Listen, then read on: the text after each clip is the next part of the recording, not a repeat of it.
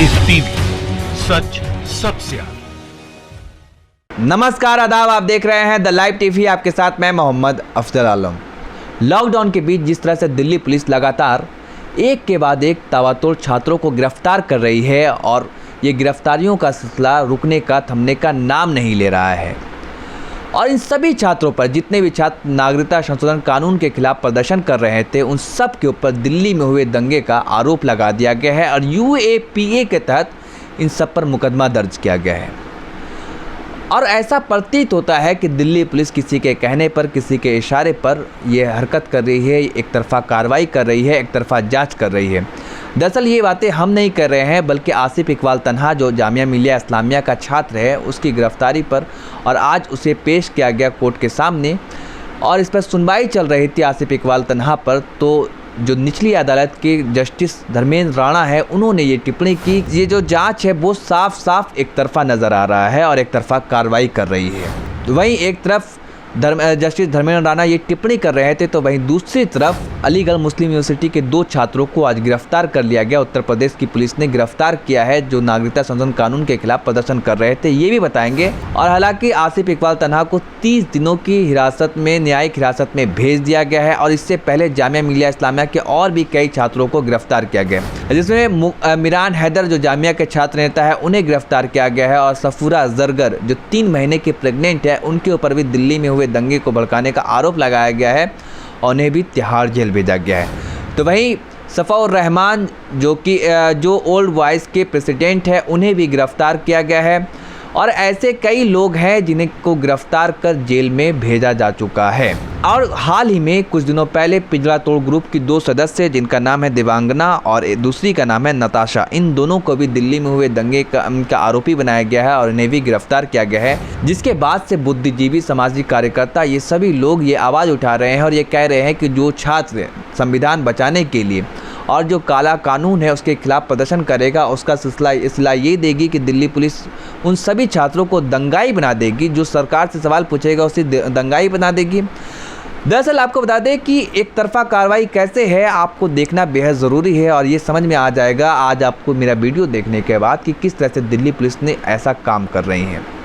हालांकि जो 2 छात्र आज जो अलीगढ़ मुस्लिम यूनिवर्सिटी से गिरफ्तार हुए हैं, जिनका नाम है, एक का नाम है फरहान जुबैरी, जो फॉर्मर कैबिनेट मेंबर रह चुके हैं अलीगढ़ मुस्लिम यूनिवर्सिटी के, और दूसरे का नाम है रविश अली खान, जो इनके साथी है। इन दोनों ने भी नागरिकता संशोधन कानून के खिलाफ प्रदर्शन किया था। इनकी गिरफ्तारी को लेकर अलीगढ़ मुस्लिम यूनिवर्सिटी के पूर्व छात्र संघ अध्यक्ष मस्कूर अहमद उस्मानी का क्या कहना है, वो खुद सुनिए आप। अलीगढ़ मुस्लिम यूनिवर्सिटी स्टूडेंट यूनियन के former cabinet member Farhan Zubairi को भी पुलिस ने आज गिरफ्तार कर लिया और उनके ऊपर ये आरोप लगाया गया कि उन्होंने जो है वो सरकारी प्रॉपर्टी की क्षति की, जबकि ऐसी कोई बात नहीं है। फेक FIRs के अंदर उनका नाम डाला गया और उसके बाद उनको आज जो है सरकारी परमिशन के तहत वो अपने किसी रिश्तेदार से मिलने जयपुर जा रहे थे, लेकिन सरकार ने उनको अलीगढ़ की सीमा पर ही गिरफ्तार कर लिया। और ये काफ़ी निंदनीय है, क्योंकि इस तरह से लगातार टारगेट करना छात्रों को और उन तमाम एक्टिविस्टों को, जिन लोगों ने इस देश को बचाने के लिए लड़ाई लड़ी, इस देश को बचाने के लिए जो लड़ाई लड़ रहे हैं, ये छात्रों का काम है कि अगर किसी भी तरह से कहीं भी किसी भी तरह का अन्याय हो रहा है या सरकार की नीतियों में किसी तरह से कोई कमी आ रही है, तो उनको सुझाव देना, उनको बताना, उनको क्रिटिसाइज करना। अगर यूनिवर्सिटी में पढ़ने वाले छात्र अगर सरकार की नीतियों के बारे में नहीं सरकार को बताएंगे कि उसमें क्या सही है और क्या गलत है, तो आखिर कौन बताएगा। ये थे मस्कूर अहमद उस्मानी, जो कह रहे हैं कि जो छात्रों की गिरफ्तारी हुई है वो गलत है और एक तरफा कार्रवाई की जा रही है। वहीं आपको बता दें कि इससे पहले जस्टिस S मुरलीधर ने दिल्ली पुलिस को फटकार लगाया था और यहाँ तक कि कोर्ट रूम में ये दिल्ली पुलिस को वीडियो दिखाया था कपिल मिश्रा का। कपिल मिश्रा किस तरह से भड़का रहे हैं, जो भाजपा के नेता है, और साफ तौर पर यह आरोप लगा था कि कपिल मिश्रा ने दिल्ली के दंगे को भड़काया था, लेकिन उसकी गिरफ्तारी पर रोक लगा दिया गया और उस जज को ही ट्रांसफ़र कर दिया जाता है रातों रात। जब वो जज जस्टिस S मुरलीधर ये कहता है कि 3 भाजपा के बड़े नेता अनुराग ठाकुर और प्रवेश साहब सिंह वर्मा और कपिल मिश्रा, इन तीनों के ऊपर ये कहा जाता है कि मामला दर्ज कीजिए।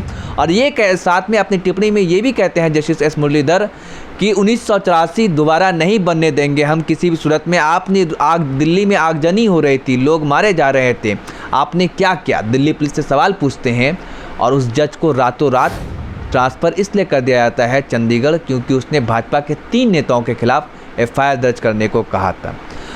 और आपसे एक सवाल है कि ये एक तरफा कार्रवाई जो छात्रों पर की जा रही है, क्योंकि इन लोगों ने नागरिकता संशोधन कानून के खिलाफ प्रदर्शन किया था और ये बताया गया कि इन लोगों ने दिल्ली में दंगा भड़काया है, दिल्ली में दंगा किया है, इसी वजह से इन लोगों की गिरफ्तारी की गई है। तो 100 से अधिक मुस्लिमों के घर जले और 4 मस्जिदें जले, जो गैस सिलेंडर से बताया गया कि गैस सिलेंडर ला करके मैंने खुद देखा है अपनी आंखों से कि मस्जिद के अंदर कुरान से जो पवित्र कुरान है उसको जलाया गया और वहाँ पे शराब दारू पी गई। मैंने, अगर आपने रिपोर्ट देखा होगा मेरा, तो मैंने खुद दिखाया था और सिलेंडर से ब्लास्ट किया गया मस्जिदों के अंदर और मस्जिदों को आग के हवाले लगा दिया गया। तो क्या जो मस्जिद में आग लगाई गई और जो बताया गया कि लोनी से, गाज़ियाबाद से और यूपी से जो दंगाई आए थे उनको गिरफ्तार किया?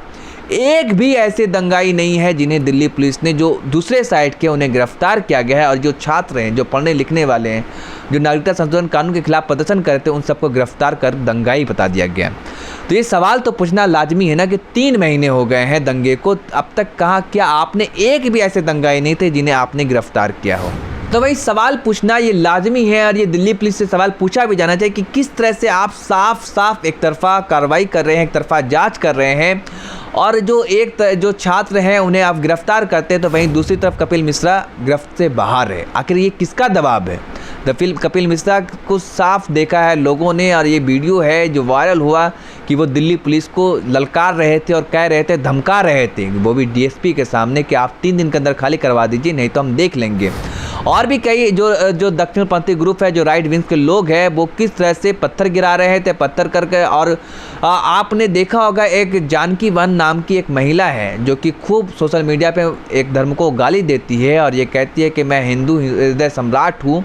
आखिर क्या उनकी गिरफ्तारियाँ हुई? जिसका वीडियो मौजूद है उनकी गिरफ्तारी नहीं होती है। तो ये साफ नज़र आता है कि दिल्ली पुलिस कहीं ना कहीं किसी के दबाव में, किसी के इशारे पर काम कर रही है। तो वही गृह मंत्री अमित शाह ने कितना शानदार भाषण दिया था जब दिल्ली दंगे को लेकर चर्चा हो रही थी। तो उन्होंने कहा था कि आप याद रखिए कि दंगाई कोई भी हो, किसी मजहब का हो, हम किसी को नहीं बख्शेंगे और नज़ीर पेश करेंगे। उन्होंने कहा था नज़ीर पेश करेंगे, जितने भी दंगाई है किसी को बख्शा नहीं जाएगा। और साथ में ये भी कहा था उन्होंने, ना हिंदू मरा ना मुसलमान मरा, बल्कि जितने लोग मरे सभी 53 हिंदुस्तानी मरे। ये बातें सुनने में तो अच्छी थी अमित शाह, लेकिन अमित शाह क्या आप ये बताएंगे कि आखिर एक तरफा कार्रवाई क्यों हो रही है? आपके पार्टी के नेता जो नफरती बयानबाजी देते हैं, चाहे परवेश सिंह वर्मा हो या कपिल मिश्रा हो या फिर उसके बाद अनुराग ठाकुर हो, तो इसमें साफ ये दिखता है, ये नज़र आता है कि दिल्ली पुलिस दबाव में काम कर रही है।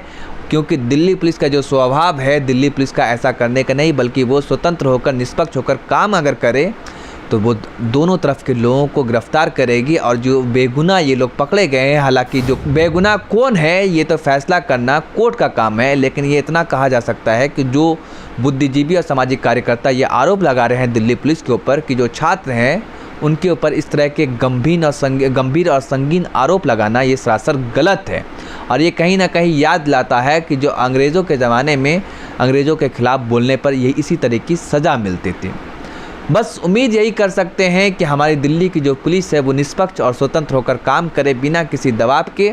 और जो दंगाई है, वाकई जिन्होंने दंगा भड़काया, उन लोगों को गिरफ्तार किया जाए, चाहे वो मस्जिद में आग लगाए या फिर जो घरों में आग लगाया है, दंगाई किसी मज़हब का हो, उन सब को गिरफ्तार कर, जो अमित शाह ने कहा था नज़ीर पेश करेंगे, वो करे। वरना ऐसा मैसेज समाज को ना दे जो हमारी संस्कृति है वो ख़राब ना करे। और दिल्ली पुलिस हो या फिर जो हमारी न्यायपालिका है, जो उस पर जो हर किसी का एक अटूट रिश्ता और विश्वास होता है कि यहाँ से इंसाफ मिलेगा, ऐसा ना हो कि लोगों का भरोसा टूट जाए। धन्यवाद। लाइव टीवी, सच सबसे आगे।